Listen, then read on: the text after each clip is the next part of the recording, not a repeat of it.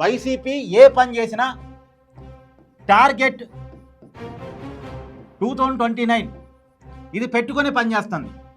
2029లో కనుక వైసీపీ అధికారంలోకి రాకపోతే ఆ పార్టీ ఉనికి ప్రమాదంలో పడే అవకాశం ఉంది.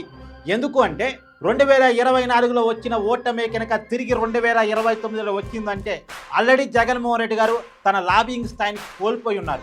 ఆయన మీద చాలా కేసులు ఉన్నాయి. 2011లో పెట్టిన 43,000 కోట్ల అక్రమాస్తులు సంపాదించిన కేసులు కావచ్చు, కొత్తగా పెడుతున్న కేసులు కావచ్చు, ఏదో ఒక కేసులో ఖచ్చితంగా ఆయన జైలుకి వెళ్ళేటువంటి అవకాశం ఉంది. ఇప్పటి వరకు నిందితుడిగా ఉన్నాడు. దోషిగా తేలి శిక్ష పడి జైలుకి వెళ్ళేటువంటి అవకాశం ఉంది.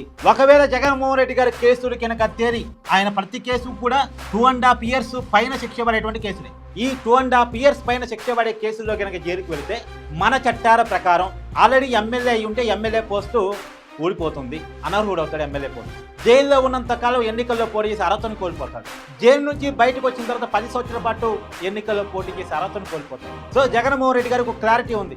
నేను 2029లో గెలవకపోతే జైలుకి వెళ్ళడం ఖాయం, ఎమ్మెల్యే హోదాని కోల్పోవడం ఖాయం, ఎన్నికల్లో పోటీ చేసి అర్హతను కోల్పోవడం ఖాయం. కానీ నాయకుడే జైలుకి వెళ్తే, నాయకుడే ఎన్నికల్లో పోటీ చేసి అర్హతను కోల్పోతే, నాయకుడి ప్రతిష్ట దెబ్బతింటే ఇక పార్టీ ఎక్కడ ఉంటుంది?